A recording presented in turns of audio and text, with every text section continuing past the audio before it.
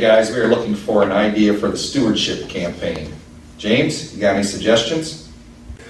How about grateful to God, grateful for each other? That was the theme in 2020. Oh. Curt, it's already September. We just can't do these things at the last minute. You're right, Greg, but I really think it's important to have just the right focus. We could use give our best to God. We used that in 2019. Huh. I guess you're right. We've been talking about this for months. How about blessed to be a blessing? That was our theme in 2018. Oh, no wonder I have a sermon about that already. Curt, you're the leader. It's up to you to come up with the ideas, and to lead, just pick something. I hear you, Bill. I know it's a stretch, but how about dessert first? That was 2021. I guess it wasn't as much a stretch. Maybe we should just pray about this. Oh Lord, please help us.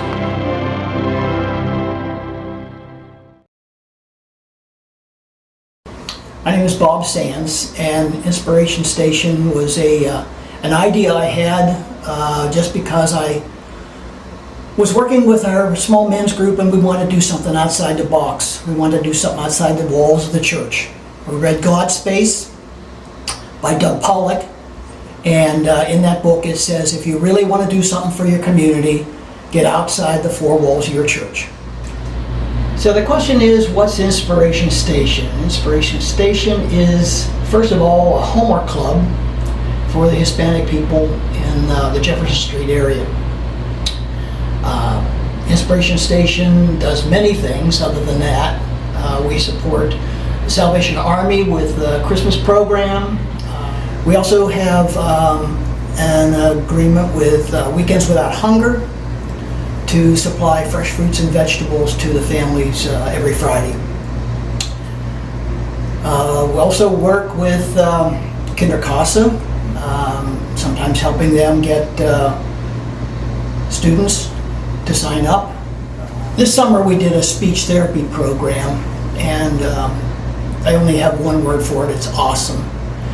We had 5 speech therapists who came in and worked with the children 5 days a week for 10 weeks. They provided speech therapy, and I think I probably had the best 5 women who could do the job, and it was just awesome. We had one little girl came in, she had 2 words, Mommy and Daddy, on June 20th when we started. And with the speech therapist working with her 5 days a week, 45 minutes a day, she now has 35 words that she does routinely, saying correctly, and she has about 50 words, the extra 15, sometimes she does right, sometimes she does wrong. We had another little boy, he couldn't say the TH in the middle of words. He said brr instead of brother. He said mur instead of mother. And he was reading with my regular tutors, this Inspiration Station tutors, on Tuesday and Thursday. We had the speech therapist on Monday, Wednesday, and Friday. My regular tutors on Tuesday and Thursday. And this little boy was in 3rd grade and very, very slow at reading. And through the summer months, he became better and better with one-on-one tutoring. And at the end of the summer, he took my tutor aside and said, "You've changed me. I have a different attitude toward reading." He read his first chapter book right here. And the first thing he went, when his mother picked him up, he went out the car and he says, "Guess what? I read my first chapter book all the way through." And he was excited about that. If Inspiration Station didn't exist, first of all, we wouldn't have kids in the Hispanic community on the honor roll. Several of our kids have been with us for 4 or 5 years, and they're now in the 7th, 8th, and 9th grade, and a lot of them are on the honor roll. We're affecting the younger kids by the speech therapy program, first of all, but we're helping them with homework too. Their parents can't help them with homework. The parents, some of them don't read English. many of these families would be struggling with their children. There'd be more arguments and more fights in the family because the kids just didn't try. They didn't have anyone to help them. They didn't try. So now they have a whole cadre of tutors over here. Some come 1 day a week, some come 1 hour a week, and some come every day. It's just wonderful how God has inspired people to this mission. And I'm very blessed to have all the tutors I have. What difference has the First Presbyterian Church made for this community?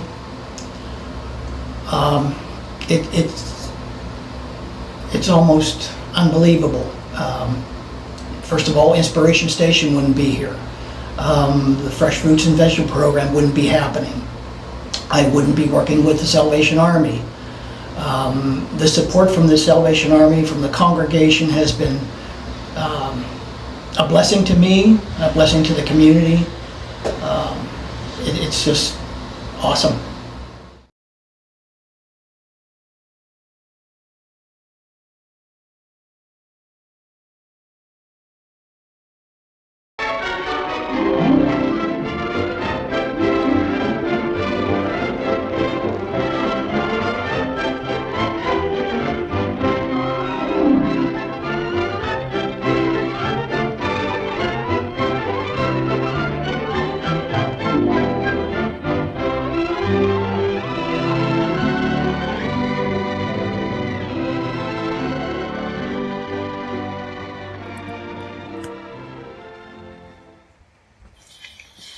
Boy, did that meeting not go well at all.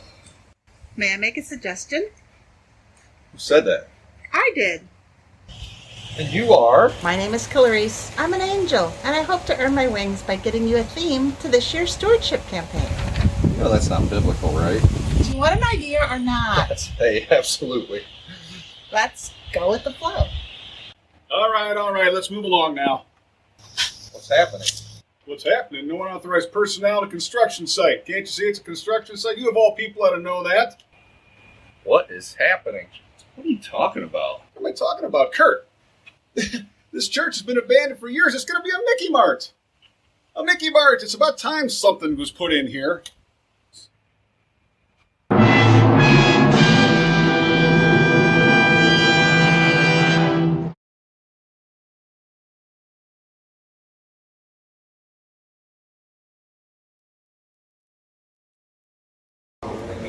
It makes me realize that I don't have to really listen to what other people say, and I can listen to God and be safe.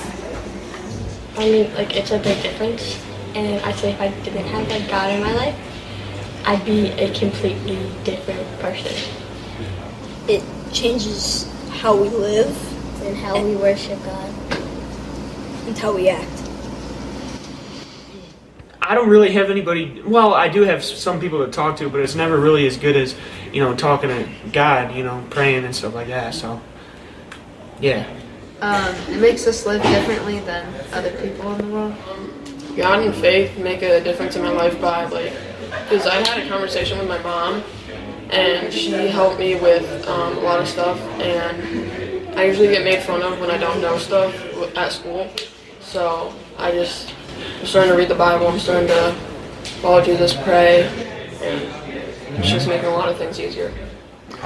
It makes a pretty big difference in my life knowing that I can lean on someone where if in life I feel like I don't have someone to talk to about something, I know I can just talk to them about it. It make my life a lot better. If I didn't have God, I would be upset a lot more, not be able to do as much as I do.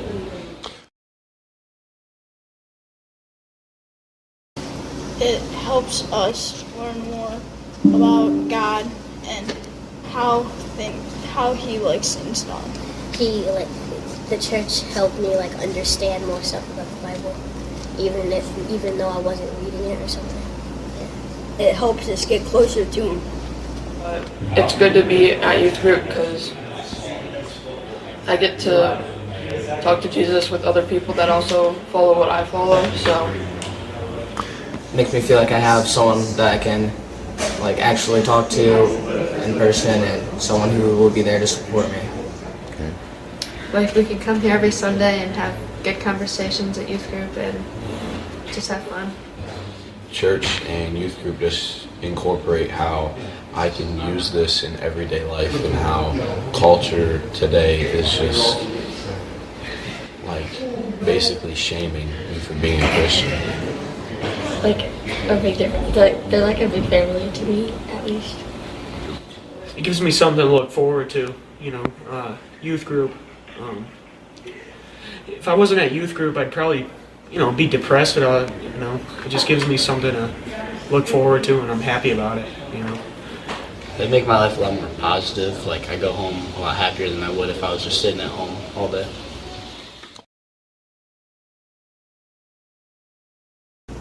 Chaos. It wouldn't be a church. We wouldn't think of Jesus, and we would just think of normal day things like going to school. Chaos. It's one word, chaos. Because without God, everything will just go downhill. Terrible. I mean, I wouldn't know half the people. I would have never met, Malcolm or, Ryan or, Jonah and stuff like that, so. I feel like the world wouldn't be as good of a place because people really wouldn't know about God as much, and church is like a hospital for people. I don't know. It's like a hospital for people who need God, and without the church, it'd be harder to connect with them. It probably wouldn't be the same because I want to change my life by just following Jesus and making better decisions. But if this wasn't here, then I'd probably be making the same decisions, not good decisions, and just being, I guess, I don't know. I don't think it'd be good at all because you'd have nobody living by any standards or anything for the greater good. I feel like it'd be hard to meet with other Christians and share ideas or talk about stuff you're struggling with. It'd be a lot worse. I wouldn't be as happy. I'd be upset a lot. Probably more depressed, especially for me. Yeah.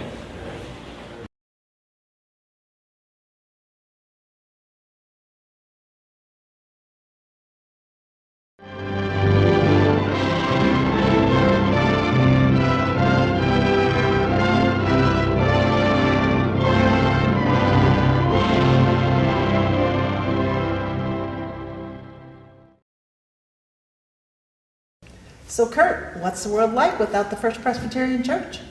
You mean without all this nice Mickey merch that I got on here? All that. I made a list. There are ministries that we support like Inspiration Station, Stuff the Bus, and Young Life. There are mission partners like the Salvation Army, ACT, the Word at Work in Belize, the Lambs in Papua New Guinea, or even the Hominy Covenant Presbyterian Church in Toledo. There are all the educational ministries like Vacation Bible School, Adventures, and all the adult small groups. There are the fellowship activities, the support and care to the members here, and the preaching of the word every Sunday. Then there are the people. Many Presbyterians are serving in leadership throughout the community. Our town would be so much poorer without their witness. This congregation makes a big difference in this community. So with all that, have you come up with the stewardship campaign? I'm thinking about that. Here's my idea. Every time a bell rings, an angel gets its wings. What? No, that's not what any of this is about.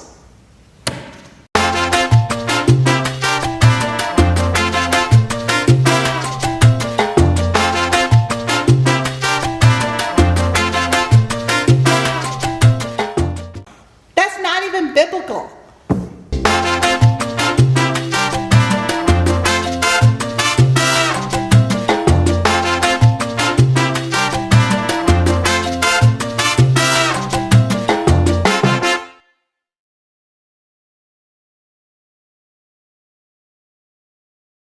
We're JL and Jessica Dragonek. We live in Wakeman.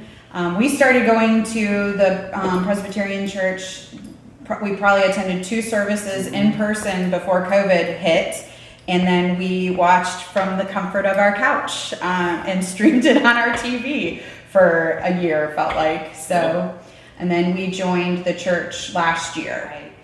We were looking for a church after we moved from Southern Ohio where our family could grow and thrive and especially build a relationship with God and with Jesus. And we walked into the church, and I mean, I think we welcomed right away. I think we left that first service afterwards, and we both looked at each other in the car and we said, "Did you feel how good that was? Like, did you feel how comfortable and how at home it felt being there?" I mean, it was such a breath of fresh air. So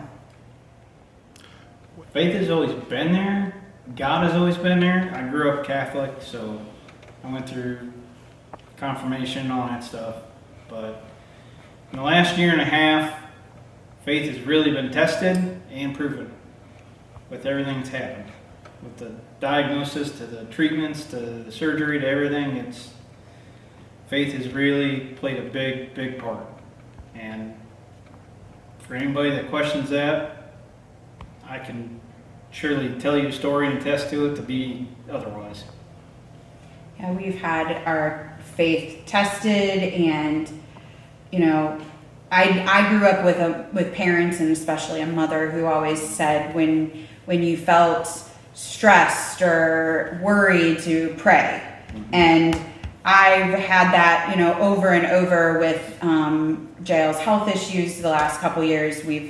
I've had that memory, but also that comfort. I think the amount of comfort that I've gotten from my own personal faith, that I've gotten because my husband has such strong faith. And our children have, you know, innocent, easy faith. You know, it's kind of like the different, as you grow in your faith, it changes. And, you know, it's fun to see their relationship with God through Sunday school, and how excited they are to go and learn and grow. And it's, you know, life is not easy, and I cannot imagine where we would be without faith in our relationship. And I'll tell you, the church has been immensely important in supporting that and helping that. The church has been so good about that. Keeping faith, keeping prayers, keeping in touch, it really has meant a lot. Yep. Words cannot explain how grateful we are for what the church itself has done, stepped up and done for us. So sometimes on some of our really hard days, either we got a bad doctor's appointment, a scary doctor's appointment, we would come home and we would have a letter just out of the blue from a member from the church that just, you know, brought us to our knees about faith and relationship and why, you know, belonging to this church was the right decision for us. In our opinion, this group of people that hardly knew us just embraced us. Yep. And it's just the love we feel at that church is, I feel like we've gone there forever. Mm-hmm. Absolutely. It was a God thing. Mm-hmm. Going there was definitely. Always has been. Even from the first time when pastors came out to the house and prayed with me till today. Yep. It's always been a God thing and faith.